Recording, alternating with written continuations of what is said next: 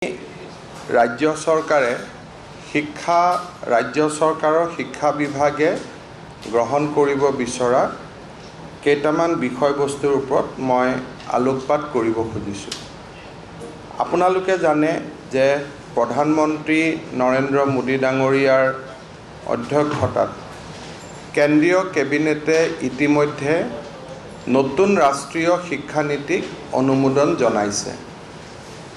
এই ৰাষ্ট্ৰীয় শিক্ষানীতিখনে প্ৰথমবাৰৰ বাবে 30 বছৰ প্ৰায় 3টা দশকৰ পিছত ভাৰতৰ শিক্ষা ব্যৱস্থাৰ এক মূল্যাংকন কৰি শিক্ষাক সামাজিক অৰ্থনৈতিক আৰু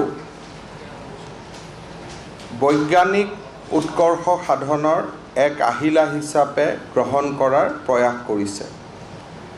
কস্তুৰী ৰঞ্জন ডাঙৰীয়াৰ নেতৃত্বত হোৱা এই শিক্ষানীতি প্ৰস্তুত কৰা যিখন সমিতি তেওঁলোকে আগবঢ়োৱা কেইবাটাও ঐতিহাসিক ঘোষণাত কেন্দ্ৰীয় কেবিনেটে অনুমোদন জনাইছে। ইমান দিনলৈ দেশত প্ৰাথমিক শিক্ষা বাধ্যতামূলক আছিল বা 100% ছাত্ৰ ছাত্ৰীক প্ৰাথমিক পৰ্যায়ৰ শিক্ষালৈকে বাধ্যতামূলক বা শিক্ষাৰ অধিকাৰ হিচাপে তাক মান্যতা দিয়া হৈছিল। এই নতুন ৰাষ্ট্ৰীয় শিক্ষানীতিয়ে দ্বাদশমান শ্ৰেণীলৈ বাধ্যতামূলকভাৱে শিক্ষাৰ অধিকাৰক এক মান্যতা দিছে। অৰ্থাৎ আগতে যি ধৰণে এক প্ৰয়াস চলোৱা হৈছিল যে প্ৰাথমিক পৰ্যায়লৈকে কোনো ছাত্ৰ ছাত্ৰীয়ে শিক্ষা গ্ৰহণৰ পৰা বাদ পৰিব নালাগে, এতিয়া দ্বাদশমান শ্ৰেণীলৈ কোনো ল'ৰা ছোৱালীয়ে শিক্ষাৰ পৰা বঞ্চিত নহ'ব, এনে এক ঐতিহাসিক ঘোষণা ৰাষ্ট্ৰীয় শিক্ষানীতিয়ে গ্ৰহণ কৰিছে। দ্বাদশমান শ্ৰেণীলৈ যেনেকৈ প্ৰাথমিক বিদ্যালয়ত মধ্যাহ্ন আহাৰ পুৱাৰ ভোজন আদি দিয়াৰ কথা আছিলে, ইয়াক দ্বাদশমান শ্ৰেণীলৈ আগবঢ়াই দিয়া হৈছে আৰু এই প্ৰাথমিক আৰু মাধ্যমিক শিক্ষাক 4টা স্তৰত বিভক্ত কৰা হৈছে। বৰ্তমানৰ নাৰ্চাৰী, আপাৰ কেজি, লোৱাৰ কেজি 1 and 2 অৰ্থাৎ দ্বিতীয়মান শ্ৰেণীলৈকে এতিয়া প্ৰথম 5টা আমাৰ প্ৰাথমিক শিক্ষাৰ প্ৰথম স্তৰ হিচাপে গণ্য কৰা হ'ব। অৰ্থাৎ এতিয়া আমি যিটো ক্লাছ 5 বুলি কওঁ, আচলতে বৰ্তমানৰ ক্লাছ 2টোকহে এতিয়া আমি 5 বুলি জানিম। ক্লাছ 1 হ'ল নাৰ্চাৰী, ক্লাছ 2 হ'ল লোৱাৰ কেজি, ক্লাছ 3 হ'ল আপাৰ কেজি, ক্লাছ 4 হ'ল ক্লাছ 1 আৰু ক্লাছ 5 হ'ল ক্লাছ 2। এইটো হ'ল প্ৰথম আমি যাক প্ৰাক প্ৰাথমিক বা প্ৰথম ফাউণ্ডেশ্যন হ'বগৈ এই 5টা ক্লাছ। তাৰ পিছৰ ব্লকটো আহি পৰিব যে আজি যিটো আমি 3, 4, 5 বুলি কওঁ, সেই শ্ৰেণীকেইটাৰ নতুনকৈ নামাকৰণ হ'ব 6, 7, 8 অৰ্থাৎ আমাৰ বৰ্তমানৰ 3, 4, 5, 6, 7, 8 হিচাপে আমি জানিব পাৰিম। আৰু 6, 7, 8 এই 3টা বৰ্তমানৰ যিটো ক্লাছ, এইকেইটাক আমি 9, 10, 11, 12 বুলি আমি জানিম। আৰু বৰ্তমানৰ যি 9ৰ পৰা 12 আছে সেই শ্ৰেণীকেইটাক আমি 13, 14, 15, 12, 13, 14, 15 অৰ্থাৎ টোটেল আমাৰ গোটেইখিনি মিলি 15টা শ্ৰেণীত এতিয়া বিভক্ত হ'ব। প্ৰথম খণ্ডটো হ'ল 5টা, দ্বিতীয় খণ্ডটো হ'ল 3টা, তাৰ পিছৰ খণ্ডটো হ'ল 3টা আৰু শেষৰ খণ্ড 9, 10, 11, 12 মিলি 4টা। অৰ্থাৎ আজিৰ দিনত চৰকাৰে প্ৰাক প্ৰাথমিক, মাধ্যমিক আৰু উচ্চতৰ মাধ্যমিক আমি যি চলাওঁ, বৰ্তমান তাক আমি 4টা ভাগত বিভক্ত কৰিব লাগিব। প্ৰথম ফাউণ্ডেশ্যন হ'ল, তাৰ পৰৱৰ্তী পৰ্যায়ত আজিৰ প্ৰাথমিক হ'ল, তাৰ পিছত আমাৰ উচ্চ প্ৰাথমিক হ'ল, তাৰ পিছত মাধ্যমিক হ'ল। ইয়াতে গোটেইকেইটা পৰ্যায়তে আমাৰ আপ টু ক্লাছ 5লৈকে তাৰমানে বৰ্তমানৰ ক্লাছ 2লৈকে আৰু নতুন ক্লাছ 5লৈকে মাতৃভাষাতে বিদ্যালয়ৰ পাঠ্যক্ৰম চলাব লাগিব। মাতৃভাষা কোৱা হৈছে, স্থানীয় ভাষা কোৱা হৈছে। গতিকে যোনে যাৰ মাতৃভাষা আছে সেই পৰ্যায়তে আমি আপ টু ক্লাছ 2 বা নতুনকৈ ক্লাছ 5লৈকে সকলো ল'ৰা ছোৱালীয়ে বাধ্যতামূলকভাৱে মাতৃভাষা বা আঞ্চলিক ভাষাত পঢ়িব লাগিব। এই ক্ষেত্ৰতো আমাৰ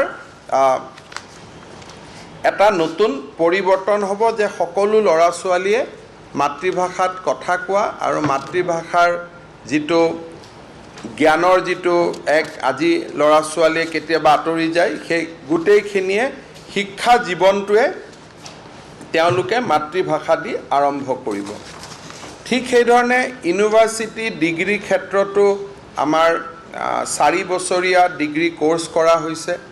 কিন্তু ল'ৰা ছোৱালীয়ে যদি মাত্ৰ 1 বছৰ পঢ়ি আঁতৰি যাব খোজে তেওঁ চাৰ্টিফিকেট পাব।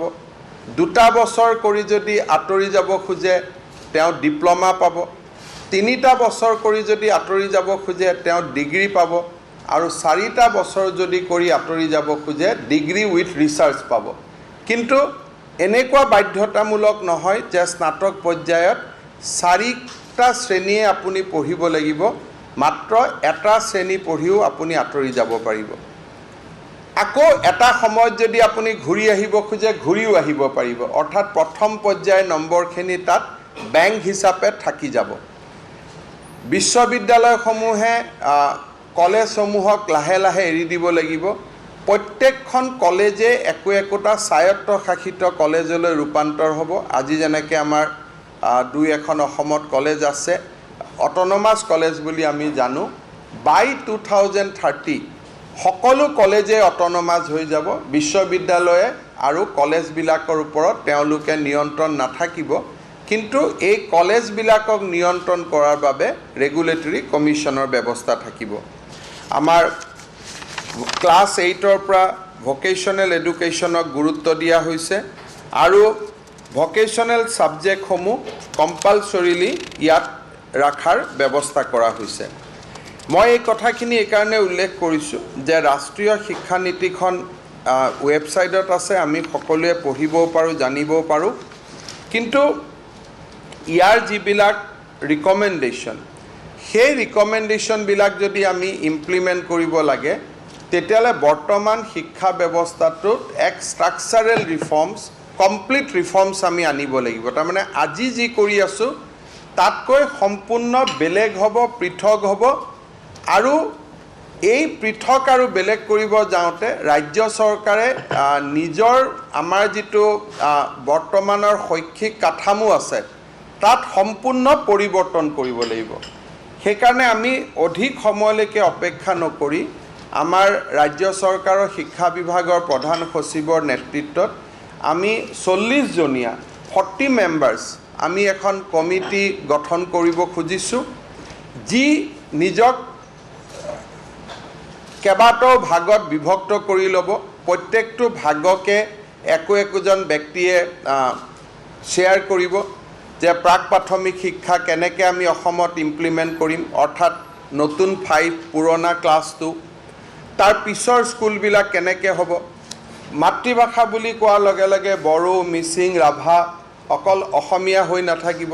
মাতৃভাষা বুলি কোৱাৰ লগে লগে ক্লাছ 2লৈকে জনজাতীয় ভাষাবিলাকৰ প্ৰাধান্য আহি যাব। নতুন ক্লাছ 5, পুৰণা ক্লাছ 2, আমি কি ধৰণে শিক্ষকৰ ব্যৱস্থা কৰিম, সেই স্কুলবিলাক কেনেকৈ অংগনবাদী কেন্দ্ৰৰ লগত মাৰ্জিং হ'ব, এই গোটেই ব্যৱস্থা, ভকেশ্যনেল শিক্ষাক আমি কেনেকৈ আনিম, কেনেকৈ কলেজবিলাকক অট'নমাছ কলেজলৈকে আনিবৰ কাৰণে আমি 10 বছৰীয়া এটা পৰিৱৰ্তনৰ ব্যৱস্থা কৰিম।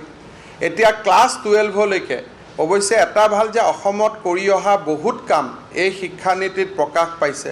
যেনেকৈ আমি ক্লাছ 12লৈকে টেট কৰি আছোঁ, শিক্ষানীতিয়ে কৈছে যে কৰিব লাগে। অসমত আমি বহুত কাম কৰি আছিলোঁ, কৰিব খোজাখিনিকে বৰ্তমান কৰিব লাগে বুলি কৈছে কাৰণে আমাৰ হয়তো অলপ সহজ হ'ব। কিন্তু আমি আন কথালৈকে অপেক্ষা নকৰি পোনে পোনে আমি 40জনীয়া কমিটি এখন নিৰ্মাণ কৰিছোঁ। আপোনালোকে 2-4 দিনতে তাৰ অধিসূচনা পাব।